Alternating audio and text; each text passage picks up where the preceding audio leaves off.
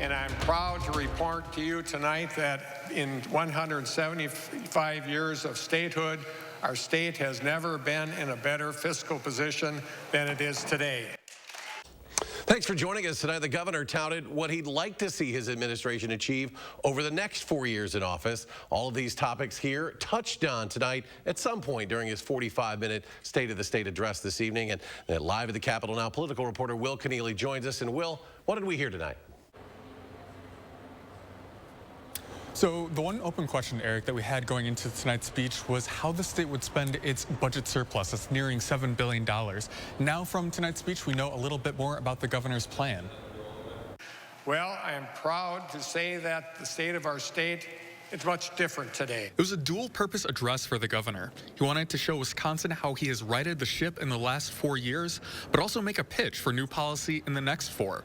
Part of that is spending. So no, our current system is not sustainable. For years, communities have raised their own property taxes to keep their local schools afloat. Politicians are debating right now how to spend the state's record-setting budget surplus. Republicans heard too much spending from the governor tonight. Boy, he sure is trying to spend a lot of money. Republicans have been pushing to use the state's budget surplus on a flat tax, but Evers says that is a non-starter. We need to bolster the middle class.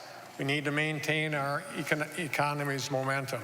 And we need to reduce barriers to work and recruit and retain talent to address our state's workforce challenges. But that frustrated Republicans. I would say this is a typical Tony Evers, very liberal, a little bit more than he knows Republicans would ever accept. And once again, only talking to one side of the room. He didn't really spend much time talking to the whole room. Mental health deals with everybody here, you know, not just this side also. The governor declared 2023 the year of mental health, an annual policy focus for his administration. We cannot look back 2 years from now as we prepare the next budget and wonder whether we should have done more and sooner to take good care of our mental health. Now, as Evers prepares his budget for February, there may be room for common ground. Let's find common ground. I'm announcing tonight that I will work together on a budget provision that will send a total of up to 20% of the state's sales tax revenue back to our local communities for shared revenue.